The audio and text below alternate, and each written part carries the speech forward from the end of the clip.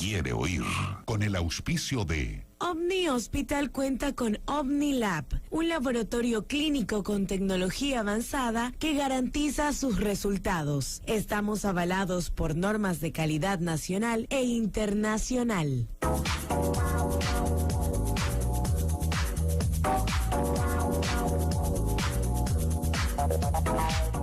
Salud Omni Hospital, y tenemos ya a nuestro invitado, el doctor Saúl Ochoa, neurólogo. Doctor, bienvenido a nuestro programa, buenas tardes. Buenas tardes, ¿cómo están? Muy bien, gracias doctor por compartir con nosotros, sobre todo pues tema importante para toda la comunidad. Sabemos que pues esto, lo de la pandemia, lo del COVID aún no ha acabado, y sabemos también que bueno, muchos hemos pasado por este virus. ¿Cuáles son también efectos, los síntomas, etcétera, que tenemos o que damos, ¿no? Post-COVID. Ahora vamos a hablar sobre los efectos neurológicos en los pacientes post-COVID, doctor. Cuéntenos. ¿Cómo está? Vea, es muy conocido sobre la epidemia de COVID, ¿no? Y la gente muy comúnmente compara o entrelaza que el problema de COVID es un problema también de respiratorio, no solamente respiratorio. El COVID no solamente enferma o invade el tracto respiratorio, también se traduce, invade los vasos, las arterias, como es conocido, hemos sabido problemas arteriales que existen post-COVID, también invade el sistema nervioso, también se introduce y produce inflamaciones y se adhiere a los tejidos del sistema nervioso, tanto en la meninge como en el mismo fascículo del nervio. Y ahí existen algunos síntomas característicos que hemos visto en los neurólogos, en los neurocirujanos, luego de estas olas, digamos, por la cuarta ola del COVID, ¿no? Doctor, antes que continúe contándonos sobre los síntomas, las personas o los pacientes que quedan con ciertos efectos neurológicos, ¿son aquellas que quizás el virus las ha atacado fuertemente o muy indiferente a eso? Vamos a hablar sobre esto también, dentro de los temas que existen. El COVID, al introducirse al cuerpo e invadir el problema, el bulbo olfatorio, donde se encuentra la sensación, donde se encuentran las terminaciones olfatorias, esa es la puerta de entrada al sistema nervioso. El paciente puede estar muy gravemente enfermo, le ha comprometido varias áreas del cuerpo. Este paciente sí probablemente se verá sometido a un problema neurológico muy grave.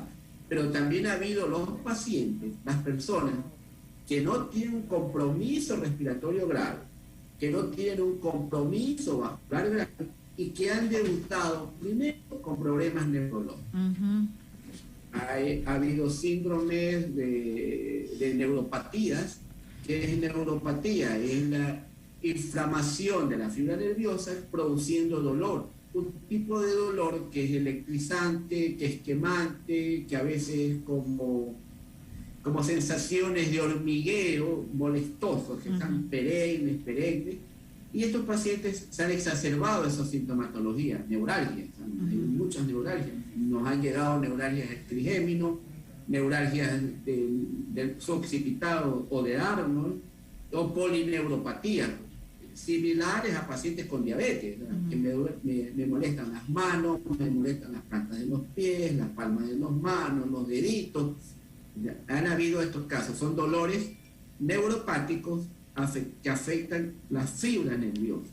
Y su causa, entre comillas, no la sabíamos la causa, ahora sabemos que el paciente ha dado COVID positivo, han tenido COVID y han presentado con esto. Que han habido de los dos tipos de pacientes, los muy graves, que han estado muy graves dentro de la terapia intensiva, y pacientes que debutan como primera enfermedad un problema del sistema nervioso. O sea, de las dos clases de pacientes, de los graves y de los menos graves. Doctor, los síntomas, los más comunes, ¿cuáles son? Los síntomas más comunes que han habido por presencia de COVID es cefalea, es una gran cefalea, dolores de cabeza o migrañas, entre comillas. Pacientes que han sido sometidos, por ejemplo, un paciente muy grave que ha estado sometido a mucho tiempo hospitalizado, o un paciente que por primera vez debuta con mucho dolor de cabeza, dolor de cabeza, y que no cede al tratamiento común. No, esto es, y tiene tomografías o exámenes de imágenes nuevos. Le hemos confirmado con sus exámenes diagnósticos presencia de COVID o rastros de COVID. Entonces, ¿qué es el paciente? Le damos tratamiento, pero tratamientos sintomáticos, ¿no? Solamente para el dolor de cabeza, o sea, porque puede ser una exagerada vasculitis o una exagerada inflamación de la vaina que cubre del cerebro, que se llama las meninges. Este es el síntoma más común. El segundo síntoma más común es la persistencia de la anosmia. ¿Qué es la anosmia? El problema del olfato. Usted escuchó que uno de los síntomas primarios del COVID era la pérdida del olfato. Correcto. Pero cuando persiste ese síntoma, significa que se alteró los nervios que van al bulbo olfatorio, que son los que inervan y que dan el gusto del olfato, ¿no? La sensación del olfato. Lo perdimos. Esos pacientes persistentes. Hay anosmia, hay otros que persisten una alteración de los olores. Es muy común que consultan con sus médicos generales, con sus médicos clínicos, terminan con el otorrino y refieren al neurólogo. ¿Qué ha pasado? ¿Tiene alteración de los olores o no? Ese es el segundo gran. El tercero, tenemos más graves, los pacientes que han estado en las pacientes mucho más graves, ha habido encefalitis, es decir, inflamación del cerebro, y meningoencefalitis, inflamaciones de la meninge y del encéfalo por producto del virus. Esos pacientes muy graves, que han estado muy graves, ¿ya? Tenemos también encefalitis o problemas cerebrales por vascularidad, por exagerada vascularidad, que han debutado con infartos o hemorragias cerebrales. Doctor, ¿y hay alguna secuela física en el cerebro después de pasar todo este tipo de situaciones por el COVID? Cuando llegamos a las etapas graves del COVID y el paciente compromete el sistema nervioso con un infarto o una hemorragia cerebral, sí quedan secuelas, ¿no? Hay secuelas por problemas, hemiplejías, es decir, no movilizan las extremidades, dificultad para el habla, ¿sí? Y depende de la secuela donde se ha afectado ese sector del cerebro. Pero sí han habido problemas neurológicos posteriores al COVID en pacientes graves. Otro tipo de problema es la polineuropatía o la fibromialgia, pacientes que han estado expuestos al COVID, leves, moderados, y que sobreviven al COVID, persisten el COVID, post-COVID, después de semanas o meses, presentan dolores exagerados. Eso se llama fibromialgia o mialgias. Ahí ustedes han escuchado la fibromialgia, que es un problema doloroso, dolores en muchos sectores, en el cuello, brazos, pecho, muslo, etc. Debido a problemas post-COVID. Fibromialgia. Y lo más raro que sí he visto, vimos dos casos en el hospital que trabajamos, Guillain-Barré, un síndrome de Guillain-Barré que produce la parálisis de extremidades por el producto del virus. Sí han habido problemas post-COVID, ¿no? Y alteraciones también, no son neurológicas puras, pero sí alteraciones de ansiedad, problemas de personalidad, de alteraciones que han habido mucha gente con depresión, mucha gente con bipolaridades o problemas ansiosos, post-COVID. Y aparentemente el origen de eso es por un trastorno químico, o sea, en el cerebro sí se da afectado y transmiten este problema de personalidad. ¿Cuánto tiempo duran estos síntomas que se presentan ahora después del COVID, no? Después del COVID, los pacientes que no han sido referidos, los pacientes que han pasado primero por la enfermedad del COVID, después de unos meses debutan por estos problemas neurológicos, principalmente, como te dije, el problema de dolores, o dolores de cabeza o las neuralgias. Se les da tratamiento y y más o menos presentan a los 3-6 meses, comienzan a revertir. Ya tenemos nosotros ya pacientes ya en control, así que a los 6 meses muchos de ellos han recuperado ya sus capacidades, en la parte de la neuralgia principalmente. La fibromialgia un poquito demora más, se está controlando, se controla con medicamentos. Ya los pacientes secuelares que nos han llegado, se les trata su problema de base, porque es una destrucción ya de parte del cerebro, de ese organismo, se les trata su problema de base, se les trata después el problema secuelar y va a la rehabilitación. Y sí mejora, sí hay una mejoría, pero más o menos los pacientes con síntomas leves y neurológicos puros demoran unos 6 meses ahorita, en este momento, en reportar una mejoría. Perfecto. Doctor, no sé si está bien hecha la pregunta, pero quizás hay pacientes que sean como que más sensibles o vulnerables para que estos efectos o el coronavirus pueda ingresar al cerebro. ¿Quiénes son? ¿Sí?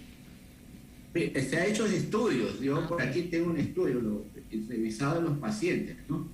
Y se les buscó qué características tienen, ¿no? Como siempre, pacientes de mayor edad, pacientes con antecedentes diabéticos, principalmente diabéticos, que fueron afectados con COVID, pacientes obesos que fueron afectados con COVID, tienen más predisposición a tener que el virus los afecte y dure más tiempo las afectaciones por el virus en el cerebro. Ese tipo de pacientes, eso es lo que se ha visto. Pacientes añosos, mayores de 72 años, tienen más sensibilidad a que se les afecte, el virus afecte el sistema nervioso. Doctor, ahora en estos últimos meses o semanas o días quizás, ¿cómo va esta situación del COVID?